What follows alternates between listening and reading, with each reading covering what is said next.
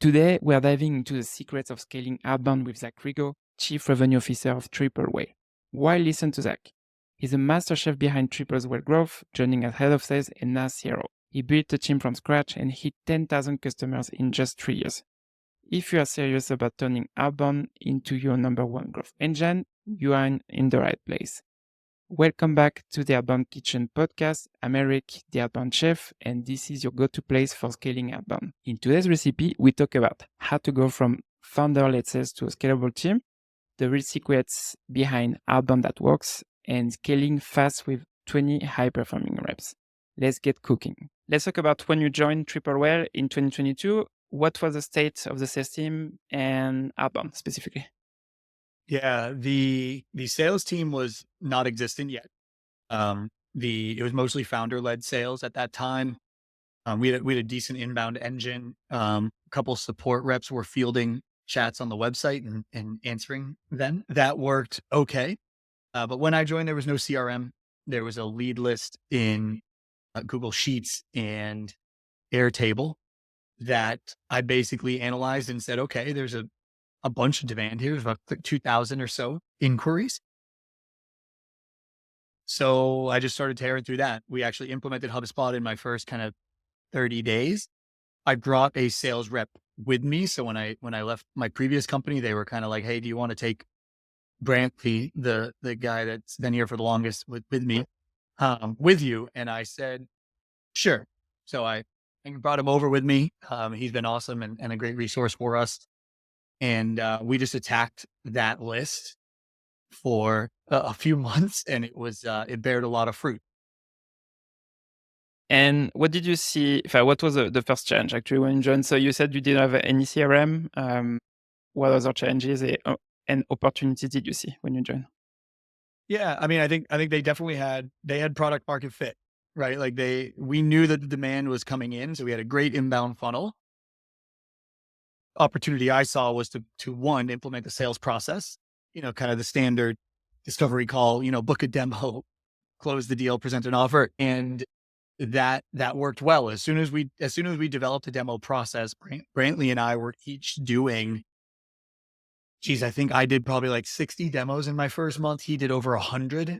And that kind of stayed consistent for the first couple months while we ramped hiring. So when I joined, my first ask was, hey, we've got 2,000 sales qualified leads. Like, I need more than me and one person to get after this. So we quickly put out a job spec and hired a few more sales reps. Within the first, I would say 2.5, 3 months, I had a team of 4 salespeople, and I actually got off the phone fast as possible so that I could focus on commission plans and pricing strategy and all the other stuff that needed to happen. And so could you give more context about the 160 demos you were getting? So it was mainly inbound? All inbound. All inbound? Okay. All inbound. Yeah. Yeah. We were all inbound for probably the first 9 months after I started. And a lot of that was just, we needed to staff to support the inbound demand. It was a let's capture what's coming to us before we start going and focusing on who's not coming to us yet. Okay. And you said in the first few months you hired like 4 reps. How did you come up with this number? It was based on the inbound demand, or how did you think about this number? Yeah, listen, I think as long as you have an estimate of what your funnel looks like, at least demo conversion rate, which at the time, Brantley and I were closing at like a 45-50% clip. Now we were getting the lowest hanging fruit, but you can kind of back your way into what the org needs to look like. So, hey, our average, I'm using just round numbers for sake of conversation, but our average, MRR was $500 a month.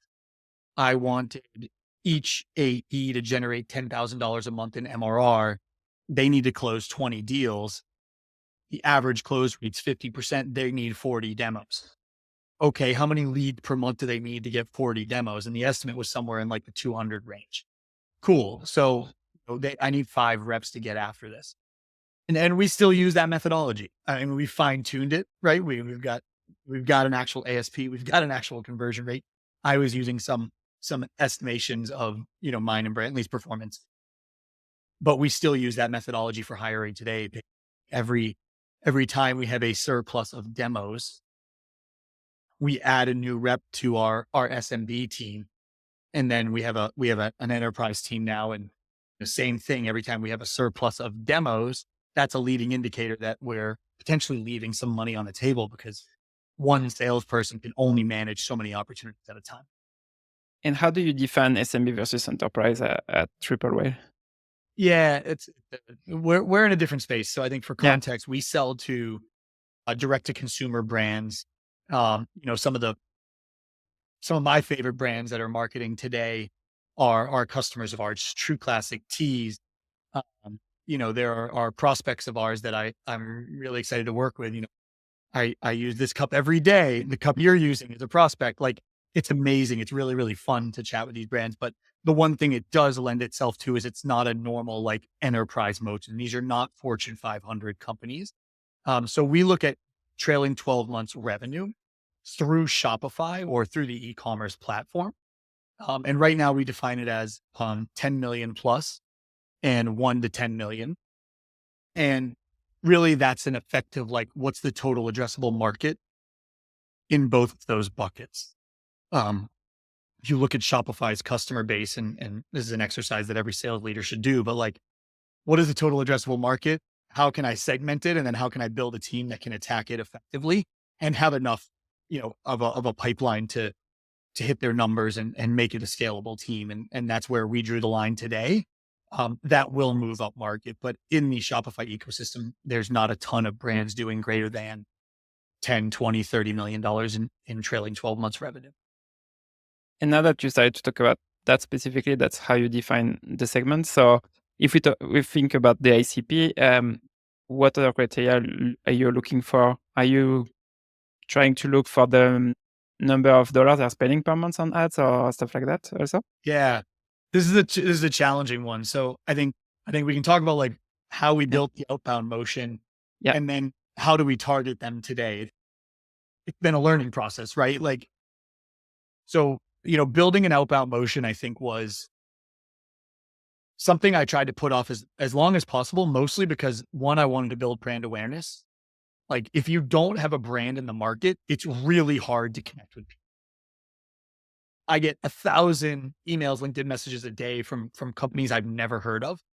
But if I get one from a company I've heard of, I'm like, oh, okay, like, that's interesting. That's an interesting feature. I didn't know you all position, or you're not positioning appropriate.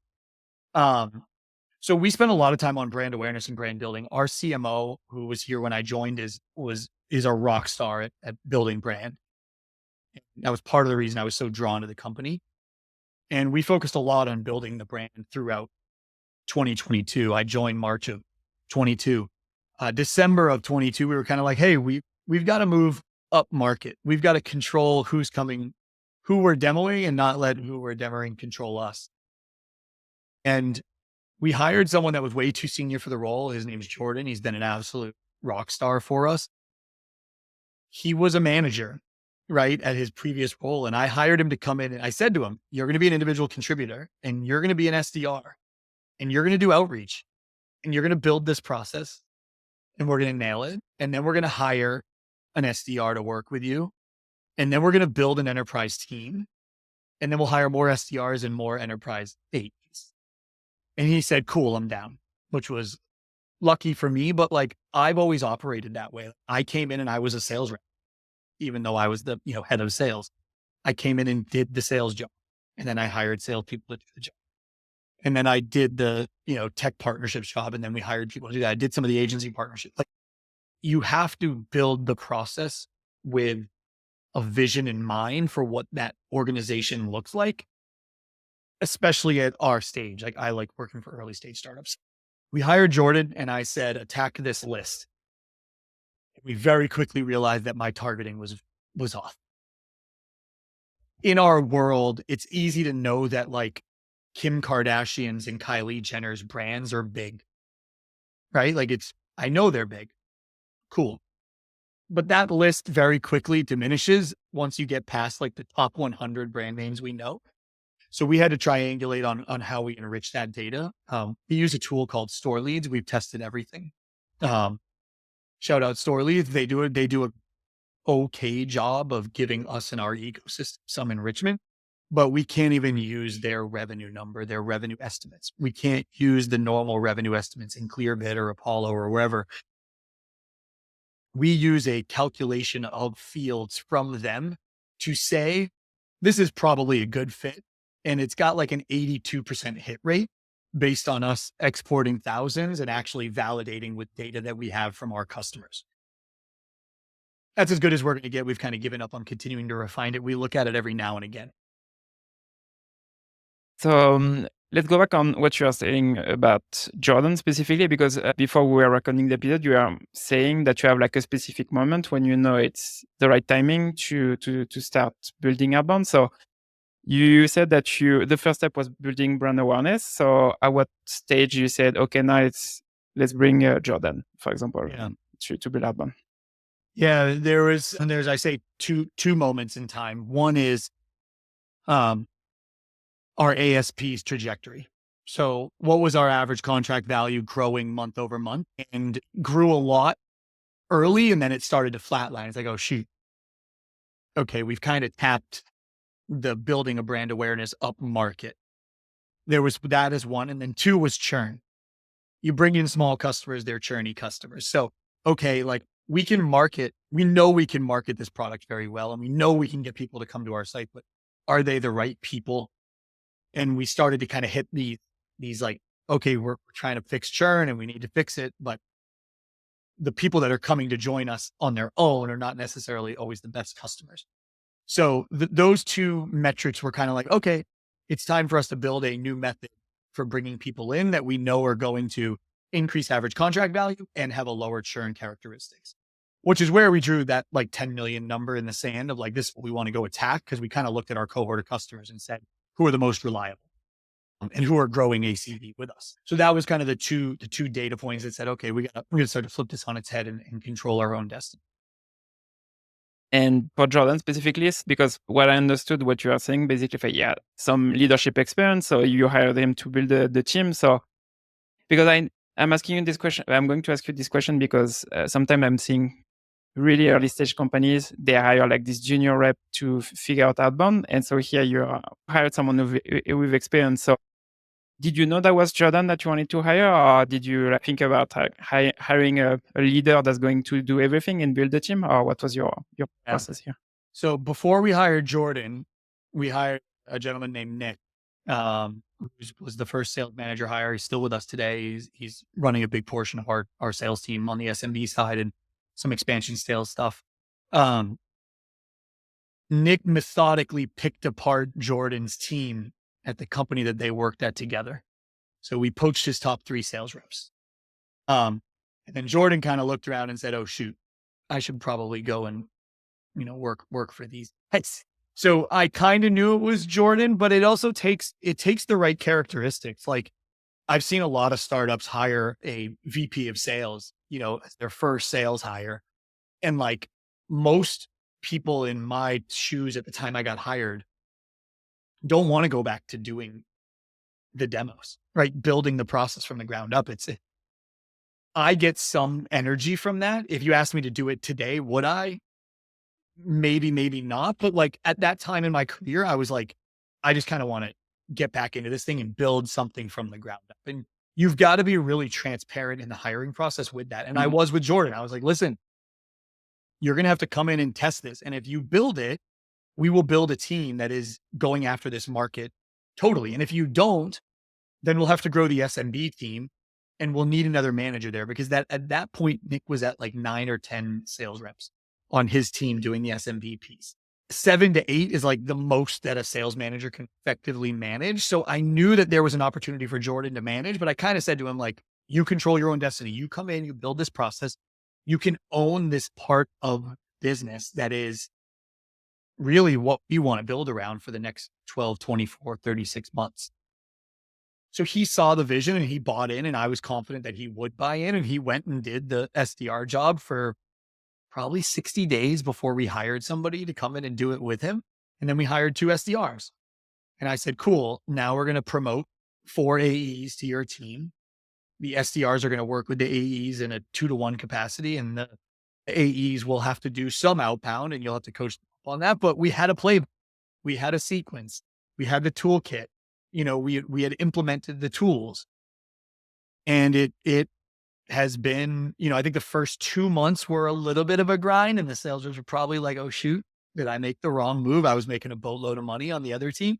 But since that point, we've grown the amount of revenue we generate from that cohort like 156% year over year. And that team is hitting their number more often than not. And I think overall it's been really effective. Can we be better? No doubt.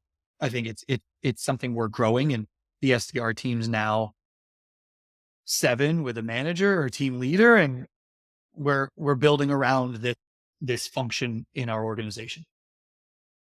And I'm curious to understand. So maybe I don't know if it was a challenge on this transition, because you said you hired A's from the other team to move to Jordan's team. I know that's a struggle for sales team when they are switching from inbound to outbound. So how did you evaluate those A's to make sure they were as successful in this new team? Yeah, good question. We looked at their ASP. So like who was selling the bigger deals? And there were clearly a few people that were just doing it. We also looked at their previous experience. So, we've got 4 people on that team. 2 of them have a lot of previous outbound experience. They came here and were like, this is the easiest job I've ever had, kind of thing, right? Like it was just, people were coming to us. It was, they needed to be effective in managing the pipeline, but that was the hardest part of the job. Generating it was not. We promoted Brantley. He had been with us the longest. He had the most experience. I think for him, it was a bit of a transition, but he still crushed it. And then we promoted one other rep a little bit later. So we actually had 3 we did have 4 earlier start.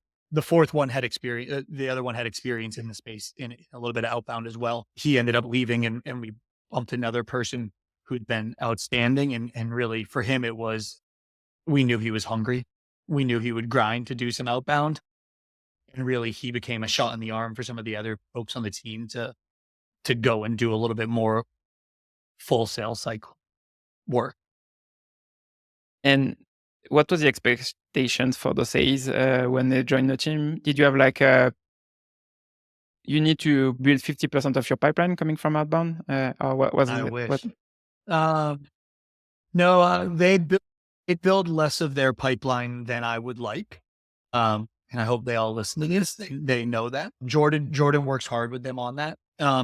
But I think we try to work on like target accounts together. So we have a target account list for each AE, and they have a SDR that's dedicated to those target accounts with them, and they work them together.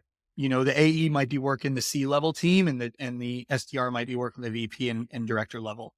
But sometimes just different voices can be helpful. So they work them together in a lot of cases. And we don't care about attribution in that sense. I just want demos and them to hit their numbers. The commission plans are built that if everyone hits their numbers, the company is doing very well and the reps are doing very well. And that's how it should be. So I don't spend a lot of time thinking about where the revenue is coming from. Now, if you miss your number, we're going to dig in and look at what did you generate and what did the SDR generate? And if you missed by 20%, and had you have generated 4 opportunities, you hit your number and you have pipeline for this month too. So, I try not to shine a light on where did it come from so much. I think a lot of people can get hung up in that. I think what's healthy is that everyone has an expectation to hit their number, and the number should be challenging, but achievable. And the business economics should work out as well. And I have a question for Complan, because at my previous companies, some companies, we had for A's specifically, because for A's, it was easier to do that. But for A's, one company, basically A's, when they were self-sourcing demos, they were getting 20% of the total ARR. So do you have something specific on outbound to drive this behavior? No, we don't. We just look at total MRR. And I think why the reason being is actually a self-sourced demo probably has a higher close rate inherently than an SDR source demo. So if you incentivize the AE to get paid more on a self-sourced demo, you've actually shot yourself in the foot a little bit. The better thing for the business would be to get them to work harder on the SDR demos because those typically have a lower close rate. So we look at everything the same. All I care about is total MRR generated by the AE. On the SDR side, we used to be a units quota, number of demos. Now we've kind of got two SDR teams, one that is less targeted on target accounts. They're more like, hey, here's a big lead list, 30,000 shops you can go after. They're based on kind of volume of demos, and then we route them to the appropriate team depending upon some enrichment and fills. On the target account team, the SDRs that are working one-to-one with the AEs, they're all pipeline generation because we want them generating some higher ASP deals.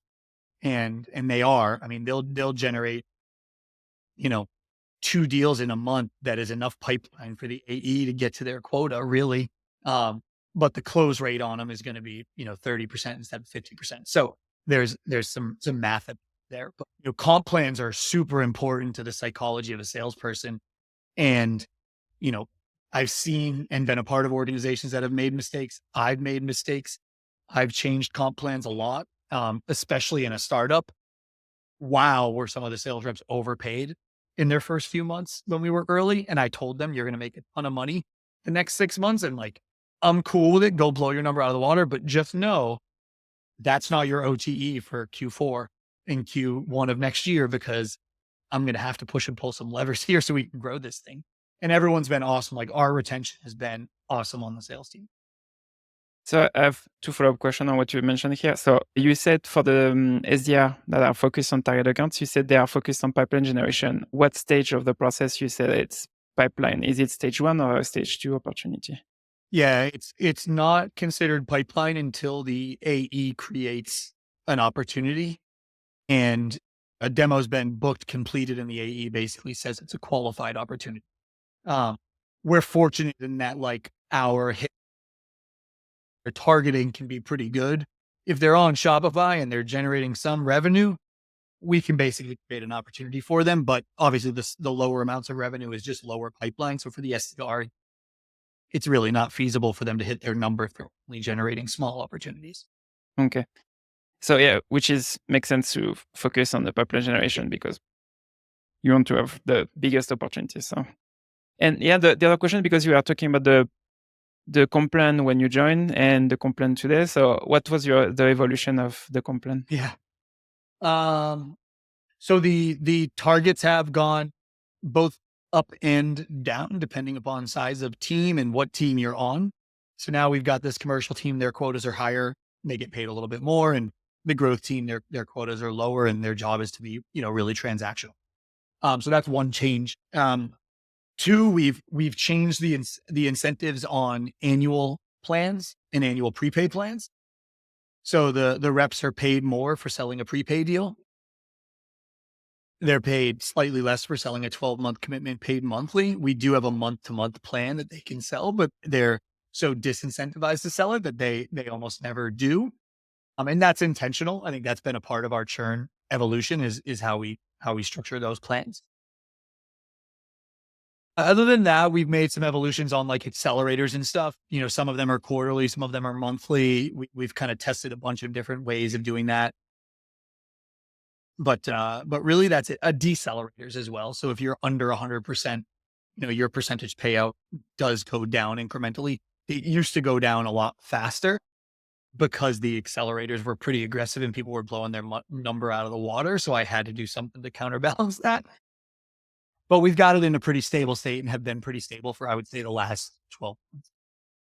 Okay. And for the SDR team, what was the evolution on the comp plan? Yeah, it started strictly as a unit. Now we tracked pipeline generation because we knew started as units only, number of demos created, and that's qualified opportunities. Then we went to qualified opportunities with a quarterly accelerator for pipeline. because we had some historicals on pipeline and we're like, all right, we got to get them focused on upmarket. And then we segmented the team and said, okay, you're going to be just opportunities and you're going to be just pipeline. And that was just more data collection and accumulation for us to say, like, here's how we set realistic but aggressive targets for the company. What was your biggest challenge with this transition? Because when you joined, that was really inbound focus, and then you added the outbound motion also. So what was your biggest challenge with this transition? Was the biggest challenge? I think first was targeting our efforts, meaning like it's really easy to do outbound and get demos, but if it's all bad customers that you were already going to get on the inbound, you just wasted a bunch of time. So I think our biggest challenge kind of in that first 60 days and then even the first, I would say 6 months was refining that targeting approach to make sure that we were pointing these people at the right accounts.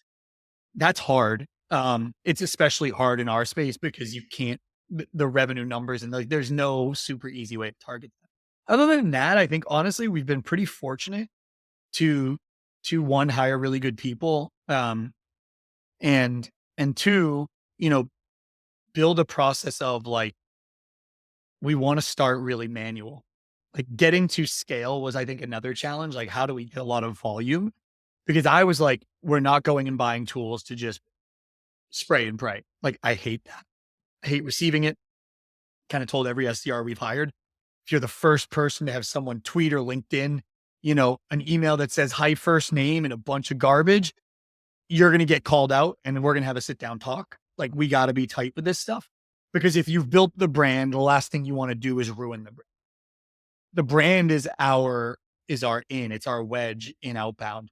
When Triple Whale calls you, when an SDR calls you, it says Triple Whale. That's an impression. Like, that's a free impression. I want it to say Triple Whale.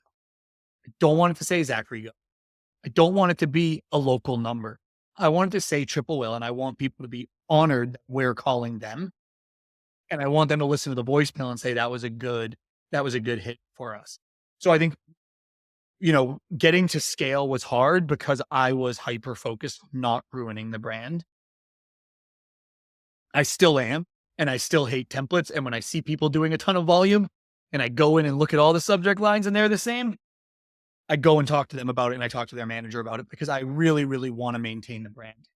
Do I want to find creative ways to get to scale with a high level of personalization? Yes, but I'd rather keep the targets lower and have the business economics make sense and be super targeted and personalized.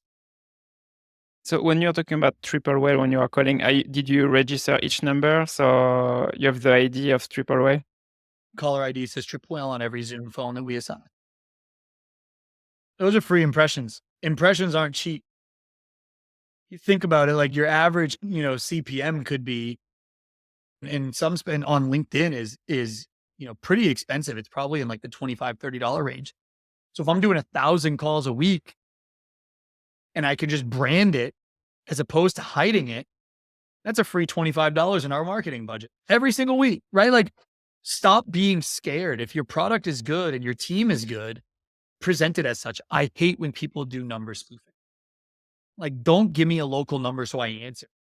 It just pisses me off. Like, I think the guy coming to install my gutters, it's just, there's a guy installing gutters right now, but like, that is a legitimate pain point where I answer a phone call and like, now you've just made me upset. Now, if it says Triple Whale and I answered, I'm basically a sales qualified lead. Like, you better book the damn call because I answered, So I think it's really important to like, we got to get away from this. We want to hide everything and like, let's be good. Let's be great.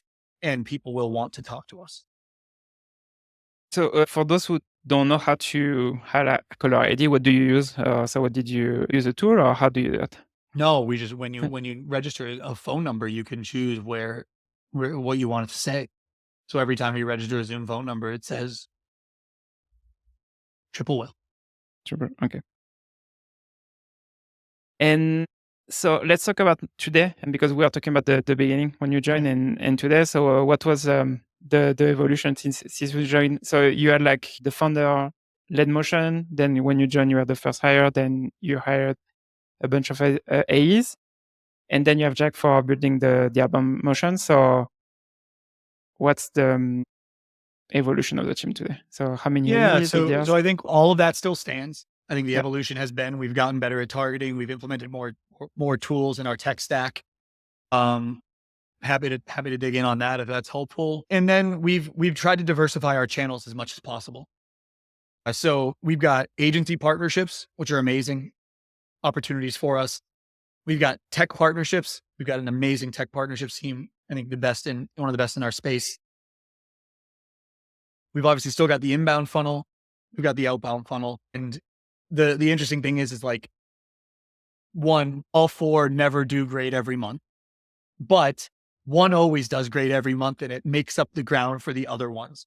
And the reason we built all of that is it helps our ABM approach. So, we have a weekly meeting now with marketing, tech partnerships, agency partnerships, sales team leaders, and we sit down and we say, okay, here's our target account list. We have an event in LA. Which of these target accounts are working with our tech partners? Can we get the tech partners to influence us getting on a call with them or getting them to this event? But we use our agency partners. We use our tech partners as a part of our outbound motion. They become proxies for us to get in touch with these brands that otherwise might be falling on deaf ears.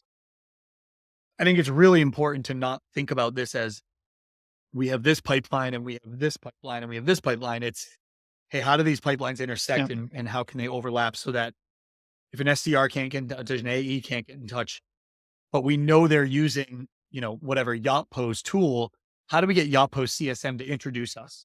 Right. And what does that motion look like? And how can we build that relationship there? So we spend a lot of time with our tech partners. We try to pass them as many leads as we can and intros as we can. And this becomes a part of our, ABM strategy. It's not just, our internal marketing and our internal sales team. It's our team, our partners teams, and we work together to try to bring them on board.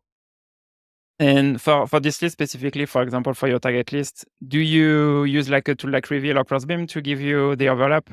Yeah. So we use Store Leads, which tells us all Also? the integrations. It's like a built with solution where I can see, hey, they're using these tech partners. We try to validate that with Crossbeam. Crossbeam tends to be a little bit more accurate. A lot of sites have old pixels on their site that, aren't relevant anymore.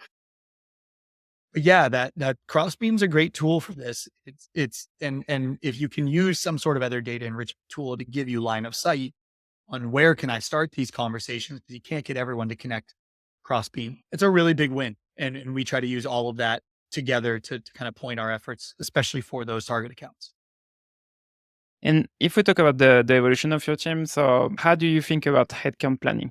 Because I know for sales team, it's a big topic. And if I see before COVID, it was pretty easy. It was, no, easy, not easy. But companies, the way they were doing it was like, I need to do 10 million this year, or I need 20 A's. Okay, let's Yeah. hire 20 A's. So how do you think about I wish it was that easy. Right. So I think our planning has evolved a ton, right? Like when I started, we were only 6 months into building the business. So, for context, there was no history. I was just guessing, and I had to use leading indicators of success, which at that time was just demos. It was lead list, then demos, then conversion rate. Okay. I can create an estimate. And basically the entire time I've been using that up through this year. If there are a surplus of 35 to 40 demos on the growth team, I promote an SDR because I just don't believe that one salesperson can manage 35 to 40 to 50 demos. It's just, they're not going to be effective. So that's how we do hiring to date. I think 2025, we're getting more refined. CFO and I are now working on planning, and we do both bottoms up and tops down, right? Like, here are our targets. How many salespeople do we believe we need? And then we kind of pressure test that as much as we can. And you've got to be really careful about hiring to hit a plan. And I think you need to build a plan to hire, which is a little bit of a different way of looking at it. Like, okay, I need to build a plan to get to 400 demos. So I need 10 salespeople.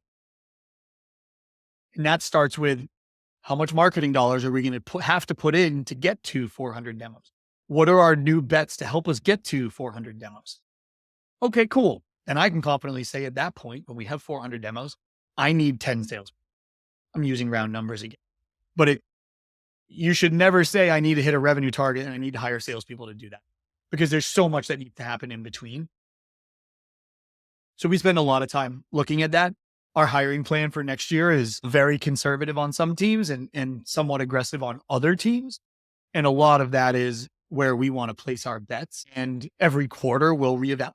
We'll never hire ahead of plan within a quarter. And if we're behind in a quarter, we won't add that hire. And if we're way ahead, we might accelerate a hire from Q2. And that's the only way to do it, especially in today's like fundraising climate, right? There used to be a world where you go and raise at a $1 billion valuation and bring a couple $100 million in. And guess what?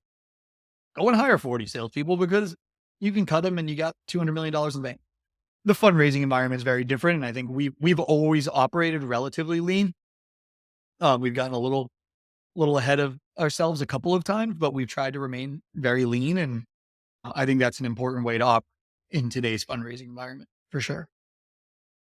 Let's focus on Outbound specifically because I think Yeah. it was like 4 or 5 months ago, you were hiring SDRs, and something that caught my attention actually on this post was you said that we're hiring SDRs because we have an increased TAM. I know for Outbound specifically, you don't have like an infinite number of accounts you can go after. So if you had like an increased TAM, from the product side, did you build something that helped you increase the TAM, or what was? Yeah. No. So I think we hired slowly on SDR because we were very pointed in like the 10 million plus segment. Now those are mostly our target accounts. So we kind of have now like opened up where we want SDRs to get after just within Shopify. Then we've also expanded platforms. So now we're not just Shopify only. We are on WooCommerce and BigCommerce. Soon we'll be on Salesforce, Commerce Cloud, Magento. Like there are opportunities for us to expand our TAM. And we're hiring ahead of that. I'm also only want to promote from within kind of moving forward. We've got an awesome bench of SDRs. A couple of them are now ready to be promoted to AEs. We've already promoted 4 SDRs to AEs or partner managers. So I need to backfill those people as well. So when we're hiring SDRs, sometimes it's just a backfill. We just hired 2 to backfill up promotions. Early next year when we expand the new platforms again, we'll hire some more to go after that list of shops. So it's a little bit of both. It's a little bit of, hey, we're more effective on the sales side. I need someone to take those demos. And it's also, hey, we're going after a new audience. I need someone to take those demos or book. And I know we were talking a lot about new business. How do you think also about Outbound on customers? Yeah. We don't do a lot of that right now. Okay. We've been fortunate to date that we've really only focused on new business. From like a revenue organization perspective, we do have upgrade and net dollar retention growth from some kind of just like PLG stuff. We just hired our first 2 like dedicated expansion reps. Great early signs of success there. That's a big focus. If you look at our 2025 forecast, that's where one of our bets are, where we want to hire. I don't think we will hire SDRs reaching out to customers in 2025, but that doesn't mean we don't evolve into 2026. But right now we're just kind of focused on building the processes and motion of CS2 expansion, handoff, and what kind of pipeline can we generate there with that process right now. Okay, now we're almost at the end of the interview, so I would love to focus on your self-reflection about everything you've done since you've joined. So what was do you think you have your biggest failure since you've joined, and what did you learn from it? Biggest failure since I've joined. I try not to think a lot about my failures. Or learning? Yeah. My biggest failure is I probably took on too much and got away from managing the sales team as tightly as I should have throughout, I would say, the back half of 23, first half of this year. Part of that is I have a lot of trust and respect for my leaders and my team. Also, part of it is I was asked to do some things and I went and did them, and they took a lot more time than maybe I even expected.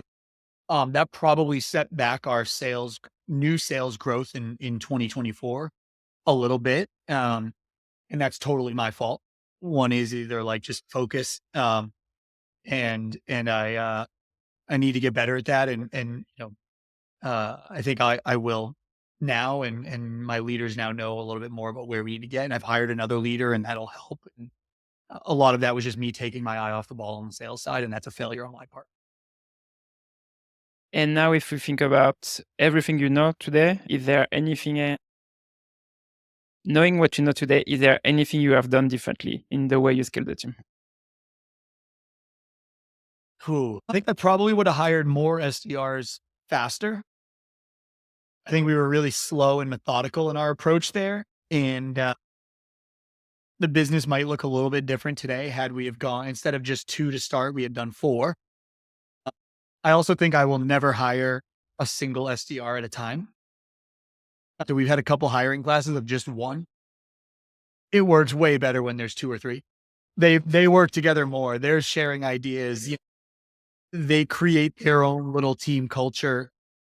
So I think that's a really important learning, is like hire in groups of I would say 3 or 4 and not 1 or 2. It's going to create a better team faster that gets to success much faster. Do you think that's the only reason you think you have done that differently, or also because you knew you cracked Outbound really fast with them, or what do you think you could have done differently with them? Because you said you hired 1, and then you said you could hire 3 or 4 as a team because they can work together. But if you think about Outbound success, do you think you could have get Outbound success quicker with that also? Yeah, I think we would have gotten more volume faster.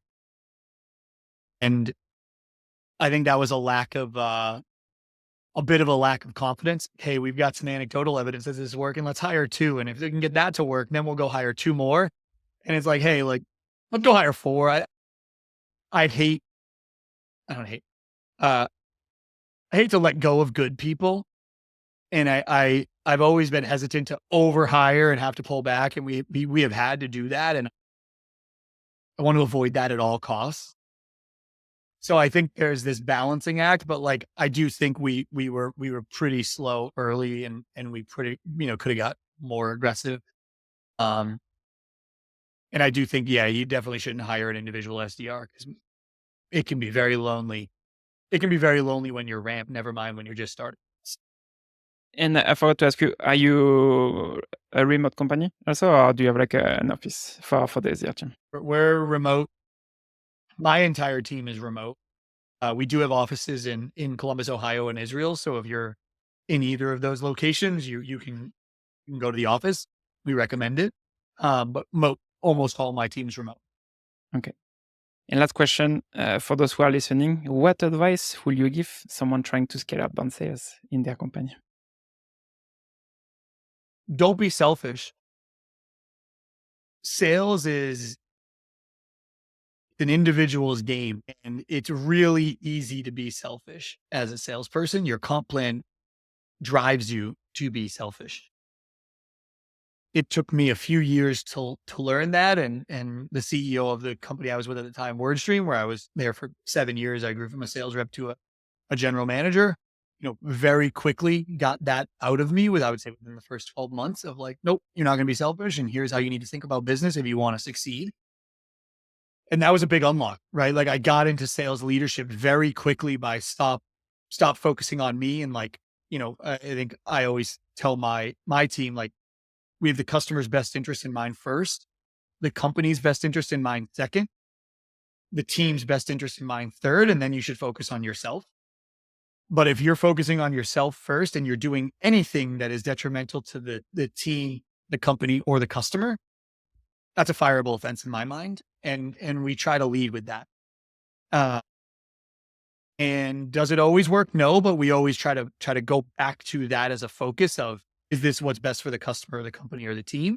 And if the rep says no, and then I ask, well, is this what's best for you? And they say yes. It's like, okay, well then get your head out of your ass and let's focus on what's best for the customer and then the company and then the team.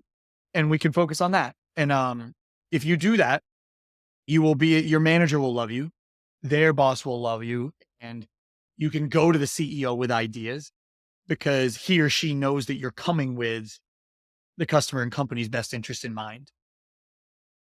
So that would be my number one bit of advice to work your way up. The people that get on my bad side very quickly are the ones that come with, here's what I think we should do, and here's how it impacts me. Meh, I don't really care, even if it's a good idea. So I think you can become a leader in sales very quickly if you go with that approach. Zach, thank you so much for being on the show today. Before we wrap up, do you have anything else you want to share? No, I appreciate you having me on. And if anyone has any questions, feel free to DM me on LinkedIn. Please follow me on LinkedIn. Please don't make it a DM to try to get me to buy something, but I'm happy to provide any intel or questions I can answer for you. Perfect. Thank you so much. And thanks everyone for listening. I see you on the next episode. If you find this episode with Zach useful, you might enjoy my newsletter, Outbound Kitchen. You get a free version every Sunday, and there is a paid version where you receive more in-depth content. I'm going to send the second one breaking down Rippling's number one growth engine, Outbound. If you're interested, subscribe using the link in the description.